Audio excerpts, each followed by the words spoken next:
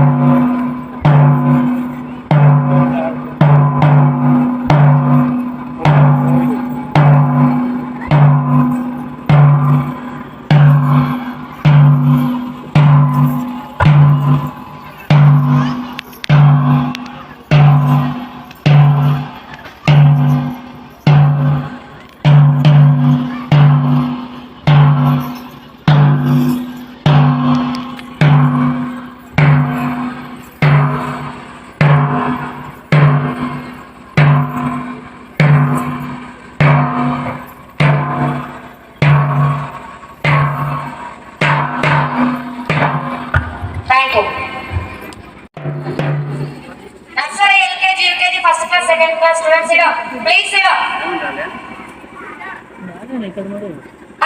Rama. Daksha. Rama. Daksha. Yoga City 1, 2. Vyayam Prakar 1, Crew.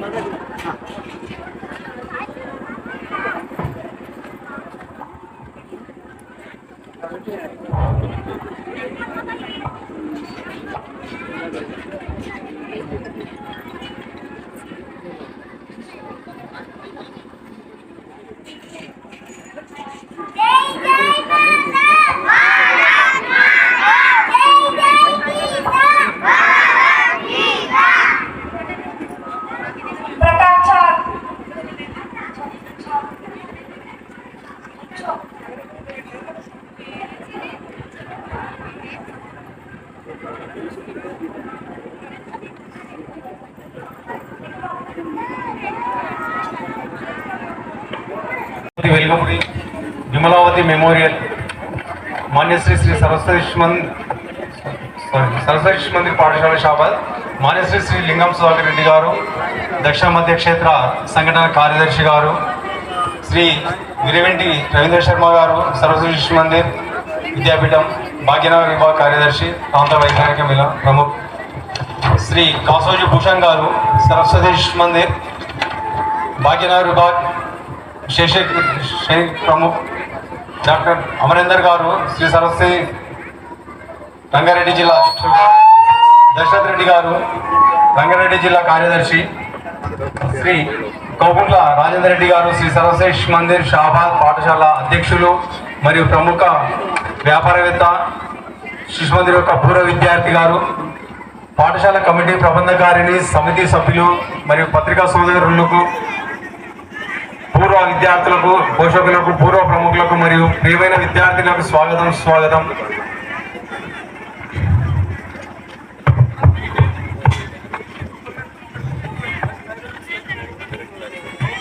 Shri Saraswati విద్యాపీఠం 1967లో స్థాపించబడింది.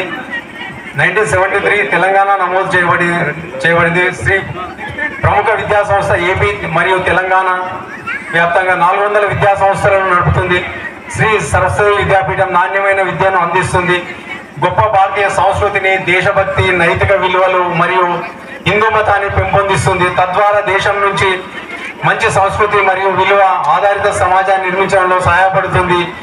ఈ 400కు పైగా పాఠశాలలో మన శ్రీ సరస్వతి శిశు మందిర్ ఒకటి షాబాద్లో 1994లో స్థాపించబడింది.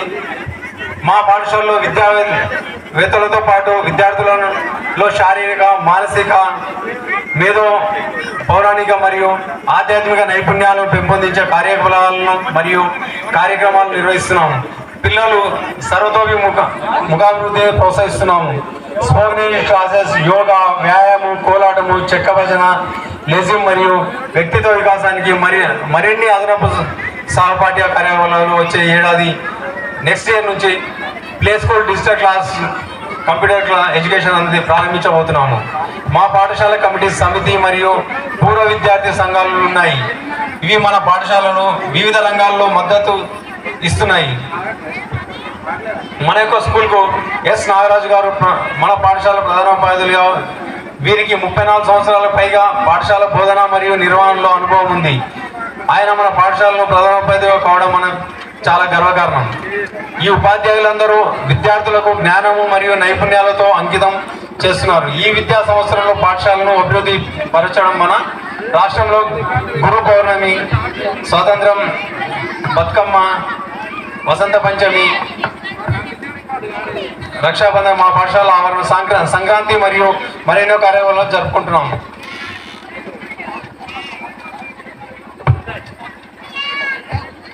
మా పాఠశాలలో ఉపాధ్యాయులు వారి జ్ఞానము, నైపుణ్యాలు, విద్యార్థుల నైపుణ్యాలు పెంపొందించే కార్యకలాపాలను పెంపొందించే శిక్షణ పొందేలా ప్రోత్సహిస్తున్నాము. తల్లిదండ్రులు దయచేసి మా పాఠశాల యొక్క నైతిక మరియు విలువల గురించి మీ ఇరుగు పొరుగు వారికి, బంధువులకు, స్నేహితులకు తెలియజేయండి మరియు మా పాఠశాల సంఘంలో చేరమని వారిని ప్రోత్సహించండి. మా కమిటీ మరియు సమితి సభ్యులు సహకారం మరియు ప్రేరణతో మేము వినూత్న మరియు సృజనాత్మక ఆలోచనతో అమలు చేయడానికి ప్రయత్నిస్తున్నాము. పాఠశాల అభివృద్ధికి మా పాఠశాలలో తమ జ్ఞానాన్ని, నైపుణ్యాలను విద్యార్థులకు అంకితం చేస్తాము.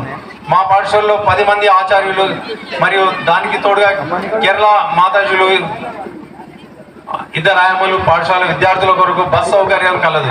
పాఠశాల సంఖ్య 182, ఈ సంవత్సరం 182కు చేరింది. చివరిగా మా పాఠశాల పట్ల వారి చిత్తశుద్ధి మరియు అంకిత భావానికి మా కమిటీకి, సమితి సభ్యులకు, బోధన మరియు బోధనేతర సిబ్బందికి ధన్యవాదాలు. అందరికీ మరోసారి నా యొక్క ధన్యవాదాలు. Thank you. శ్రీ సరస్వతి శిశు మందిర్ శ్రీమతి వెలగపూడి విమలావతి మెమోరియల్ శ్రీ సరస్వతి శిశు మందిర్ షాబాద్. ఈ వార్షికోత్సవానికి విచ్చేసిన వారికి స్వాగతం, సుస్వాగతం. వేదిక అలంకరించిన ముఖ్య అతిథి, నాతోటి ప్రబంధకారిణి సభ్యులకు, సమితి సభ్యులకు, పోషకులకు మరియు పూర్వ విద్యార్థులకు నా యొక్క నమస్కారాలు. చిన్నారి బాలబాలికలకు నా యొక్క ఆశీస్సులు.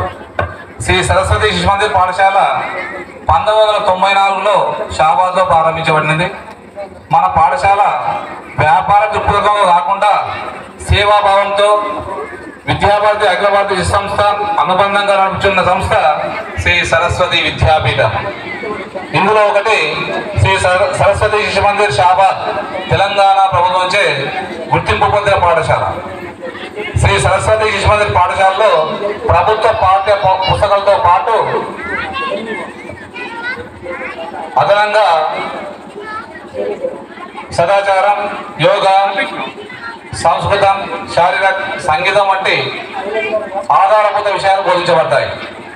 మన భారతీయ కళలు, సంస్కృతిని అభివృద్ధి పరచడానికి అన్ని రకాల పండుగలు పాఠశాలలో జరుపుతున్నాం. ఉదాహరణకు సామూహిక వరలక్ష్మి వ్రతం ద్వారా ఐకమత్య హిందూ సాంప్రదాయాన్ని పెంపొందించడం, రాఖీ పౌర్ణమి ద్వారా సమానత్వం, వినాయక చవితి ద్వారా భిన్నత్వంలో ఏకత్వం, దసరా ద్వారా స్త్రీశక్తుల నుంచి స్త్రీలకు గౌరవం ఇవ్వడం, వసంత పంచమి ద్వారా విద్యా గొప్పతనాన్ని తెలియజేయడం, పోషక సంపర్కం ద్వారా తల్లిదండ్రులతో సత్సంబంధం, పరస్పర గౌరవం, పెద్దలను గౌరవం, గురువులను పూజించడం లాంటి సద్గుణాలు నేర్పించే గొప్పతనం కేవలం శ్రీ సరస్వతి శిశు మందిరానికే దక్కుతుంది. శిశు మందిరాల్లో చదివిన విద్యార్థులు ఎక్కడికి వెళ్ళినా ఖచ్చితంగా విజయాలను పొందుతారు. మంచి ఉన్నత విద్యలను అభ్యసిస్తూ ఉత్తమమైన జీవితాలను గడుపుతూ పూర్వ విద్యార్థులుగా తిరిగి దాతలుగా మారి శిశు మందిరాల అభివృద్ధి దోహదకారులు అవుతారు. ఆటల్లో వివిధ రకాల ఆట పోటీలను ఖేల్కూద్ ద్వారా నిర్వహించి విద్యార్థుల ప్రతిభను బయటకు తీసి వారిని వీరులుగా, ధీరులుగా పోటీ పరీక్షలు సిద్ధం చేసి వారిలో మన స్థైర్యాన్ని పెంచుతుంది. అంతేకాకుండా శ్రీ సరస్వతి విద్యాపీఠం ప్రాంత రాష్ట్ర స్థాయిలో విజ్ఞాన ప్రదర్శనలు ఏర్పాటు చేసి వారిని శాస్త్రవేత్తలుగా దేశానికి ప్రయత్నం చేస్తున్నటువంటి ఘనత కేవలం సరస్వతి శిశు మందిరానికే దక్కుతుంది. ఈ మహత్కార్యంలో పాల్పంచుకోవడం సమితి సభ్యులు, ప్రబంధకారిణి సభ్యులు, పూర్వ విద్యార్థులు నిజంగా మా అందరి అదృష్టం. భారతీయ సంస్కృతి సంప్రదాయాలతో లాభాపేక్ష లేకుండా నిర్వహణ సహాయ నిధి మాత్రమే తీసుకుంటూ సమాజ అభివృద్ధి కొరకు స్థాపించబడిన పాఠశాల మనది. కావున తమది చిన్నారి బాలబాలికలను, మన చుట్టుపక్కల ఉన్న చిన్నారులను మన పాఠశాలలో చేర్పించి మన సంస్కృతి సాంప్రదాయాలను కాపాడుతూ సమాజ అభివృద్ధికి తోడ్పడాలని మనవి. ముఖ్యంగా మన పాఠశాలకు అవసరమైనటువంటి వసతులు, తరగతి గదుల నిర్మాణం అవసరమైంది, మన పాఠశాలకు దారి అవసరమైంది, పాఠశాలకు కాంపౌండ్ వాల్ అవసరమైంది, అదేవిధంగా కంప్యూటర్లు, ప్రయోగశాల, డిజిటల్ క్లాసింగ్, గ్రంథాలయం ఇలాంటివి కూడా అవసరం ఉంది.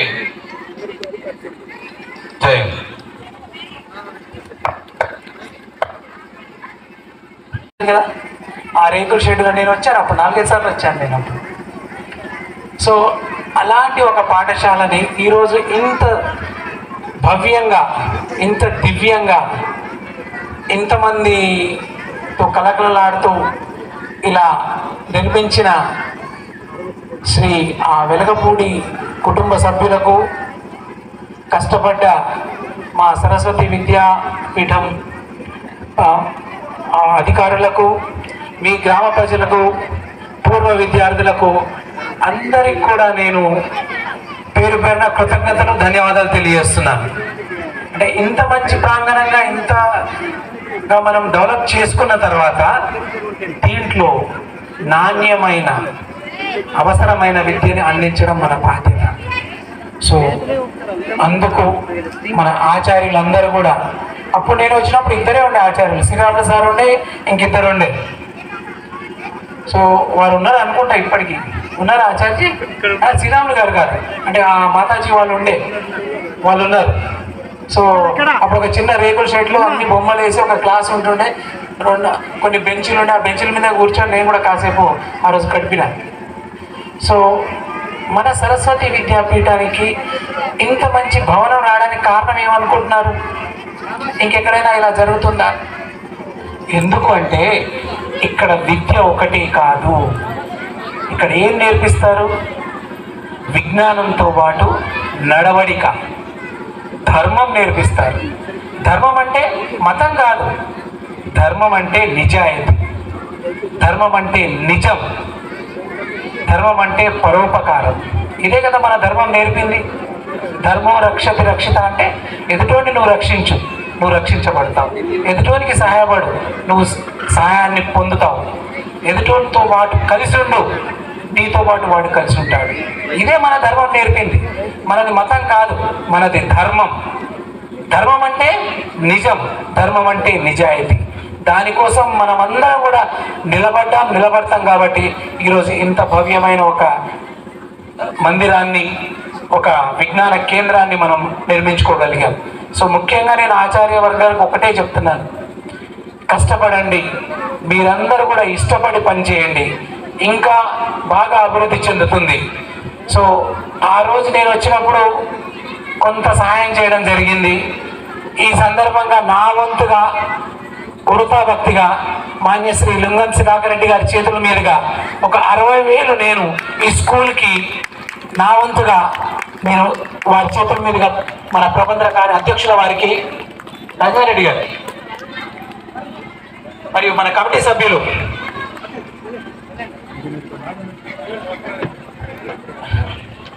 మా వంతుగా మేము వృతాభక్తిగా చిన్న సహాయం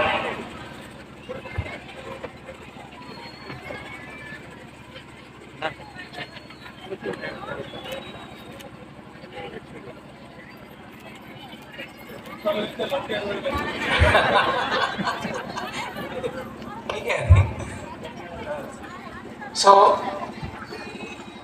ఈ స్కూల్లో ఇంకా సంఖ్య పెరగాలంటే ఎప్పుడైనా సరే విద్యా ప్రమాణాలు పెరగాలి, అంతే కదా. మనం తల్లిదండ్రులుగా కోరుకునేది అదే.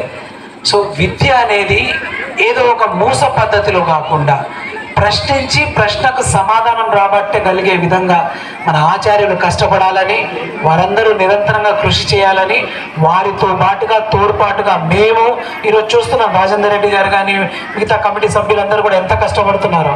సో వారందరూ కూడా మీకు తోడ్పాటుగా ఉంటారని తెలియజేస్తూ, మా వంతు సహకారం ఎల్లప్పుడూ ఉంటుందని తెలియజేస్తూ ఈ అవకాశం మీ అందరికీ కూడా ధన్యవాదాలు తెలియజేస్తున్నాను.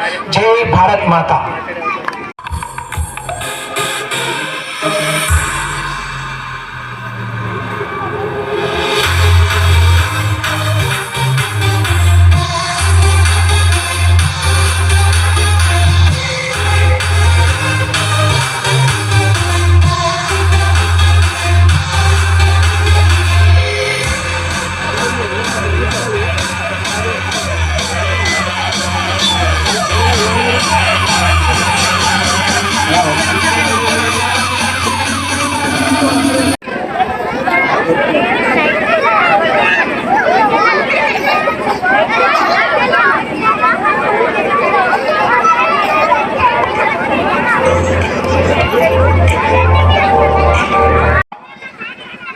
ఏకరూప విద్య అనేటువంటిది నడుస్తుంది.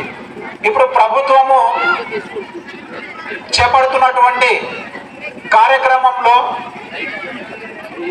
ప్రైవేట్ సంస్థలకు ధీటుగా ప్రభుత్వ పాఠశాలలు కూడా ఉండాలి అనేటువంటిది ఉద్దేశంతో మరీ పోటీ పడుతున్నాయి. అంటే ఒక సంస్కృతి సాంప్రదాయము ఎలా ఉండాలి, మనము వెనకటి కాలం లోపల చూసుకున్నట్లయితే ఒక గురువు నడుచుకుంటూ వస్తుంటే విద్యార్థుల యొక్క తల్లిదండ్రులు కానీ విద్యార్థులు కానీ చాలా ప్రేమగా ఆప్యాయతగా కలుసుకొని వందనాలు పెట్టుకునేటటువంటి సందర్భాలు. ఇప్పుడు కొన్ని విద్యార్థుల విద్యా హక్కు చట్టం ప్రకారంగా విద్యార్థులకు అనేక రకమైనటువంటి వాళ్ళకు హక్కులను కల్పించడం జరిగింది. విద్యార్థులకు ఏ విధంగా మనమైతే విద్యను అందించాలనో ఆ క్రమం లోపల వాళ్లకు హక్కు మరి చిన్న పిల్లల నుంచి 18 సంవత్సరాల వరకు ఉన్నటువంటి విద్యార్థులు పాఠశాల లోపలనే చదువుకోవాలి. ఎట్టి పరిస్థితి లోపల వేరే పనుల లోపల పెట్టుకోకూడదు, బాల కార్మికులుగా మిగలకూడదు అనేటువంటిది కొన్ని చట్టాలు మనకు చెప్తున్నాయి. మరి శిశు మందిర్ లోపల మీరు స్టార్టింగ్ నుంచి చూస్తున్నారు. వాళ్ళ యొక్క క్రమశిక్షణ, వాళ్ళ యొక్క పద్ధతి ఇవే కాదు, చాలా విలువైనటువంటి విద్యను కూడా అందుతున్నాయి. ఏ విద్యా సంస్థల లోపల చూసినా ప్రభుత్వ పాఠశాలలో కానీ ప్రైవేట్ పాఠశాలలో కానీ విద్య అనేటువంటిది ఒకటే ఉంటుంది. దానితో పాటు అదనంగా వచ్చేటటువంటి కొన్ని కార్యక్రమాలు అనేటువంటి దాంట్లో ఫిజికల్ యాక్టివిటీస్ కావచ్చు, దాని తర్వాత పిల్లల లోపల నైపుణ్యాన్ని బయటికి తీయడానికి స్పీచ్ లోపల కానీ, ఆటల లోపల కానీ, పాటల లోపల కానీ విద్యార్థులు అందరూ కూడా ఒకే రకంగా ఉంటారు. మట్టిలో మాణిక్యం లాగా విద్యార్థుల లోపల ఏ విద్యార్థి ఏ విధంగా ఉన్నారో మనం చెప్పలేము. కానీ దాన్ని నిర్ణయించేది ఈ చదువు మాత్రమే. మనము ఇప్పుడు ఉన్నటువంటి పరిస్థితుల లోపల ప్రతి వ్యక్తికి చదువు అనేటువంటిది చాలా అవసరం. మనం ఏదో ఉద్యోగం కొరకే చదవాలనేటువంటిది కాదు. ఈ ప్రపంచం లోపల ఒక విద్యార్థికి చదువు ఉన్నట్లయితే ఏ దేశంలోనైనా ఎక్కడైనా కానీ ప్రపంచం మొత్తం చుట్టి రావచ్చు. అన్నిటికీ మించినటువంటి ఆయుధం ఏది అని అంటే విద్య ఒకటే ఆయుధం. వెంకట కాలం లోపల, రాజుల కాలం లోపల కత్తులతోని, పిరంగులతోని, తుపాకులతోని కొట్లాడేవాళ్ళు.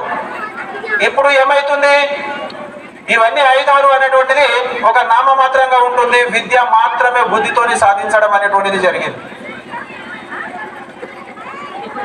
ఇవాళ రేపు విద్యతోని ప్రపంచంతోని కొట్లాడడం అనేటువంటిది జరుగుతుంది.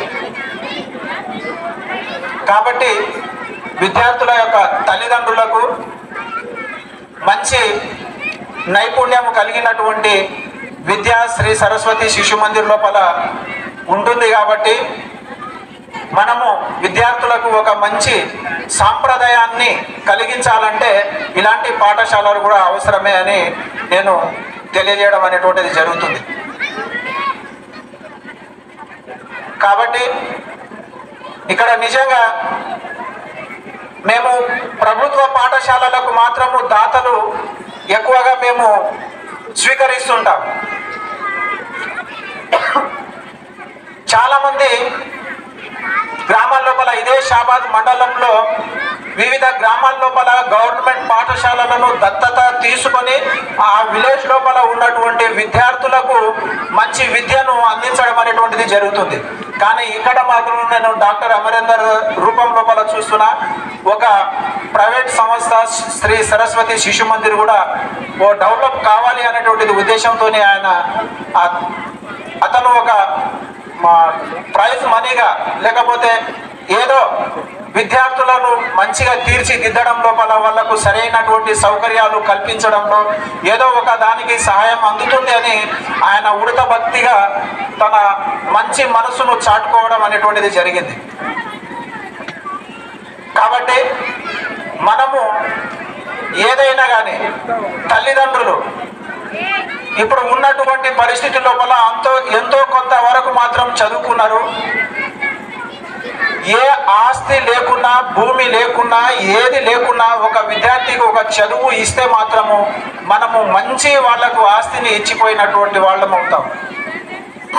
అన్ని ఆస్తులను పంచుకోవచ్చు, కానీ ఒక విద్యను మాత్రము ఎవరు కూడా పంచుకోలేరు.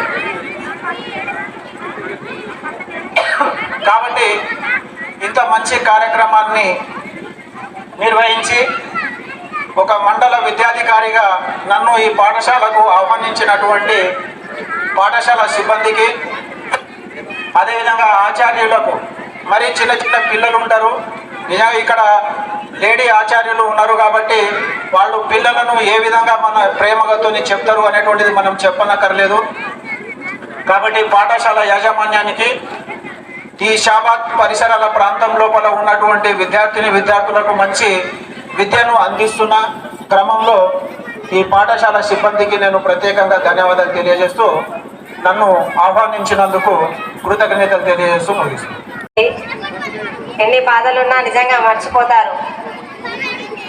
మీ ఆటపాటలు చూస్తుంటే ఎప్పుడెప్పుడు చేయాలని, ఎప్పుడెప్పుడు చూడాలని ఎదురు చూస్తున్నారు కదా నాన్న? చూస్తున్నారా? నిజమేనా? చేస్తారా? చూస్తారా? వెరీ గుడ్, వింటున్నారు.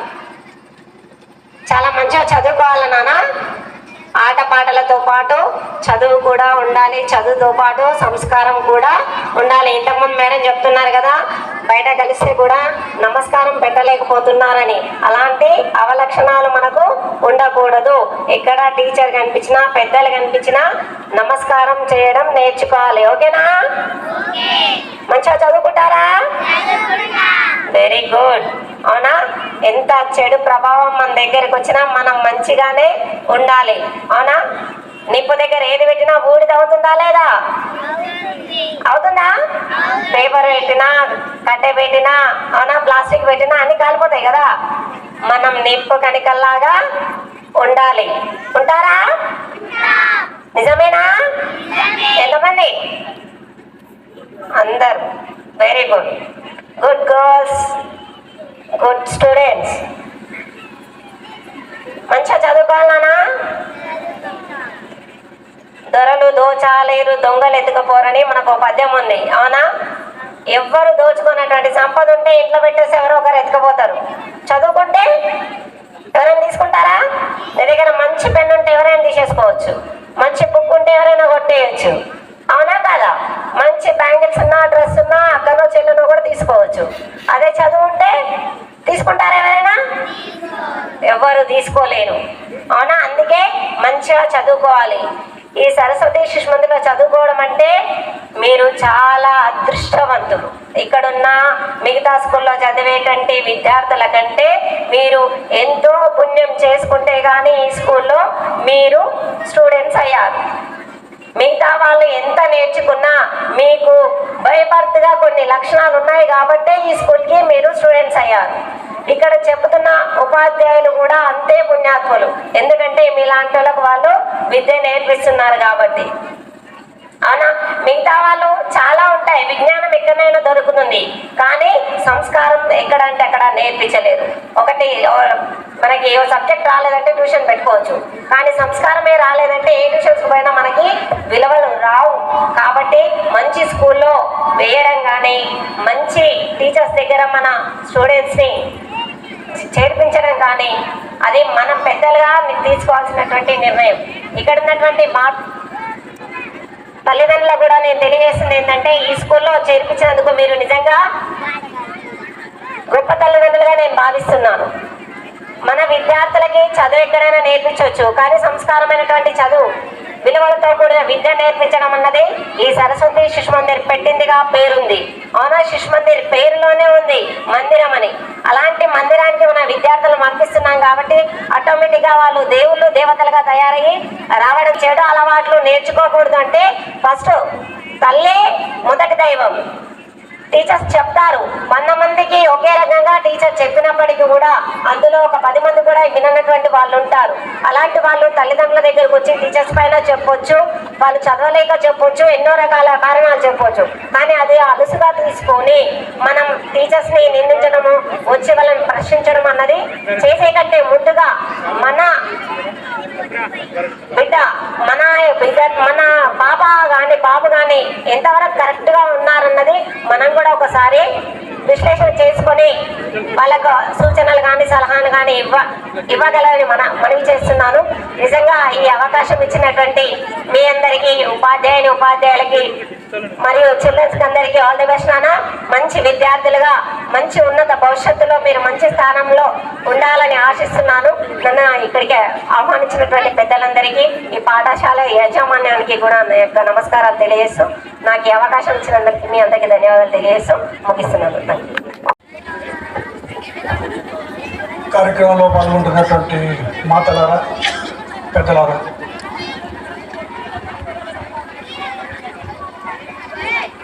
పిల్లలు చేస్తున్నటువంటి కార్యక్రమాలు ఇంతవరకు చూశారు. ఇంకా కొన్ని కార్యక్రమాలు ఉంటాయి. ఉపన్యాసాలు వినడానికంటే కూడా మీ పిల్లలు ఏం చేస్తారో అని చూడడం కొరకే వచ్చారు అనే విషయం నాకు తెలిసినప్పటికీ ఎక్కువగా విసిగించకుండా 2 మాటలు మాట్లాడి నేను పూర్తి చేస్తాను.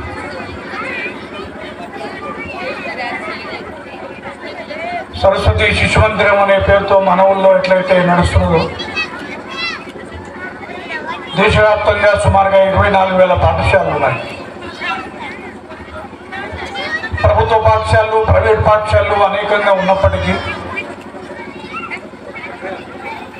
మళ్ళీ సరస్వతి శిశు మందిరం అనే పేరుతోటి సమాజంలో మనం అడుగుపెట్టడానికి ప్రధాన కారణం చదువు, సంస్కారం అని 2 శబ్దాలు మనం వింటుంటాం. దాదాపుగా ఇవాళ అన్ని పాఠశాలలో చదువుకు మాత్రమే ప్రాధాన్యత ఇస్తున్నారు తప్ప సంస్కారానికి ఇవ్వట్లేదు అని.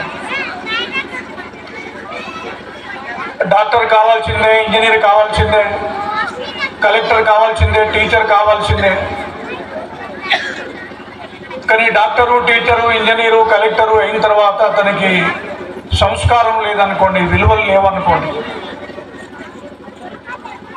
మన ఇంటికి కానీ, మన కుటుంబానికి కానీ, మన దేశానికి కానీ, మన గ్రామానికి కానీ వాడు భారమవుతాడు తప్ప ఆధారం కాలేడు. కాబట్టి చదువు ఒక్కటి ఉంటే సరిపోదు, సంస్కారాన్ని జోడించాలి అనేటువంటి ఒక తపనతోటి సరస్వతి శిశు మందిరాలు ఈ దేశం లోపల ప్రారంభం చేశారు. ఇది నా ప్రభుత్వ పాఠశాల కాదు, నా ప్రైవేట్ పాఠశాల కాదు. ఎక్కడో హైదరాబాద్లో నివసిస్తూ చార్టెడ్ అకౌంటెంట్గా ప్రాక్టీస్ చేసి మన సంస్థలో చేరిన తర్వాత ఇక్కడ ఈ షాబాదు ఇది నగరం కాదు, నా గ్రామము కాదు,